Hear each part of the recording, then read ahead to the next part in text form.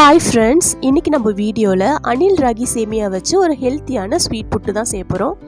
இப்போ இந்த புட்டை நம்ம எப்படி செய்யறதுன்னு பார்க்கலாம்.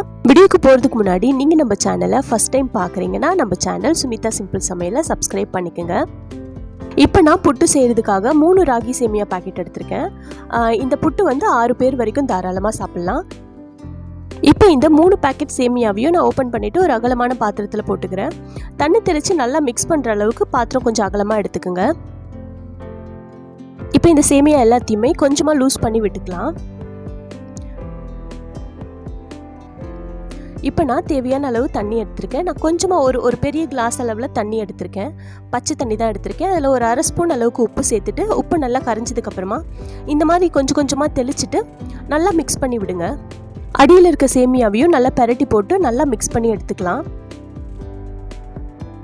இதே மாதிரி கொஞ்சம் கொஞ்சமாக தண்ணி சேர்த்துட்டு நல்லா மிக்ஸ் பண்ணி எடுத்துக்கலாம். எல்லா சேமியாவும் தண்ணியில் நனைஞ்சிருக்க மாதிரி நல்லா மிக்ஸ் பண்ணி எடுத்துக்கோங்க.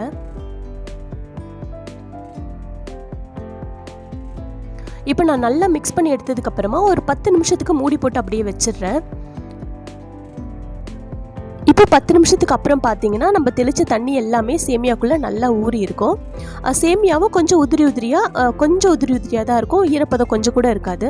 இப்போவே நம்ம அப்படியே எடுத்து புட்டு செஞ்சோம்னா புட்டு செஞ்சதுக்கப்புறமா புட்டு வந்து கொஞ்சம் குச்சியாக இருக்க மாதிரி இருக்கும், கொஞ்சம் ரஃப்பாக இருக்க மாதிரி இருக்கும். இப்போ நீங்கள் இன்னொரு வாட்டி கொஞ்சமாக தண்ணி தெளிச்சுட்டு நல்லா பெரட்டி விட்டுட்டு இன்னும் ஒரு 2 நிமிஷத்துக்கு அப்படியே விட்டுட்டு அதுக்கப்புறம் புட்டு செஞ்சிங்கன்னா புட்டு நல்லா சாஃப்டாக இருக்கும். ரொம்ப சாஃப்டாக ரொம்ப டேஸ்ட்டாகவே இருக்கும். இப்போ நம்ம தண்ணி தெளிச்சுட்டு நான் இட்லி பாத்திரத்தை ரெடி பண்ணிக்கிறேன். இட்லி பாத்திரத்தில் அடியில் தண்ணி வச்சுருக்கேன். ஒரு துணியும் போட்டு வச்சுருக்கேன். இந்த தண்ணி கொதிக்கட்டும். அதுக்குள்ளே அந்த சேமியாவும் கொஞ்சம் ஊறிட்டு இருக்கும். இப்போ பாருங்கள் தண்ணி நல்லா கொதித்து ஆவி வர ஆரம்பிச்சிடுச்சு. இப்போ நம்ம ரெடி பண்ணி வச்சுருந்த ராகி சேமியாவை சேர்த்துட்டு ஒரு 10 நிமிஷத்துக்கு நல்லா வேக வச்சு எடுத்துக்கலாம். இந்த மாதிரி நம்ம ஒரு வாட்டி தண்ணி தெளிச்சுட்டு நல்லா ஊற வச்சுட்டு அடுத்து இன்னும் கொஞ்சமாக தண்ணி தெளித்து வேக வைக்கும்போது புட்டு ரொம்ப சாஃப்டாக இருக்கும். சாப்பிட ரொம்ப சூப்பராக இருக்கும். இப்போ பாருங்கள் 10 நிமிஷம் புட்டு நல்லா வெந்து வந்திருக்கு. இப்போ இந்த புட்டு நம்ம எடுத்துடலாம்.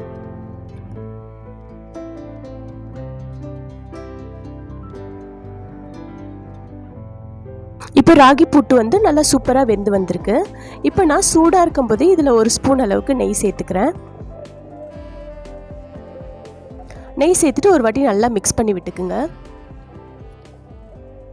இப்போ இதில் நான் 1 கப் அளவுக்கு நாட்டு சர்க்கரை சேர்த்துக்கிறேன். நீங்கள் சர்க்கரை வெல்லம் எதுவாக இருந்தாலும் உங்கள் இனிப்புக்கு ஏற்ற மாதிரி சேர்த்துக்குங்க. சர்க்கரையை சேர்த்ததுக்கப்புறமா ஒரு வாட்டி நல்லா மிக்ஸ் பண்ணி விட்டுக்குங்க. நீங்கள் சர்க்கரை சேர்க்கறது கூட சூடாக இருக்கும்போதே சேர்த்திங்கன்னா புட்டில் நல்லா ஊறி டேஸ்ட் ரொம்ப சூப்பராக இருக்கும். இப்போ நான் 1 கப் அளவுக்கு தேங்காய் துருவி சேர்த்துருக்கேன். இதையும் நல்லா மிக்ஸ் பண்ணி விட்டுட்டா புட்டு ரெடி ஆகிடும். அவ்வளோதாங்க, ராகி புட்டு ரெடி ஆகிடுச்சு. இந்த ராகி புட்டு வந்து நல்லா சாஃப்டாக சாப்பிட ரொம்ப சூப்பராக இருக்கும். இந்த ராகி புட்டு வந்து நீங்கள் காலையில் பிரேக்ஃபாஸ்ட்டுக்கும் செஞ்சு சாப்பிட்லாம், ஈவினிங் ஸ்நாக்காக கூட செஞ்சு கொடுக்கலாம். பசங்க ரொம்ப விரும்பி சாப்பிடுவாங்க. கண்டிப்பாக இந்த ராகி புட்டு ரெசிபியை நீங்கள் வீட்டில் ட்ரை பண்ணி பாருங்கள். செஞ்சு பார்த்தீங்கன்னா எப்படி இருந்ததுன்னு மறக்காமல் கமெண்ட்டில் சொல்லுங்கள். அப்புறம் நீங்கள் நம்ம சேனலை ஃபஸ்ட் டைம் பார்க்குறீங்கன்னா ப்ளீஸ் ஃப்ரெண்ட்ஸ் நம்ம சேனல் சுமிதா சிம்பிள் சமையலை சப்ஸ்கிரைப் பண்ணிக்கோங்க. அப்படியே பெல் ஐக்கான் கிளிக் பண்ணி ஆலும் கொடுத்துக்குங்க. அப்போ தான் நான் போகிற வீடியோஸ்லாம் உங்களுக்கு நோட்டிஃபிகேஷனில் வரும். நாளைக்கு இன்னொரு சூப்பரான வீடியோவில் பார்க்கலாம். பாய்.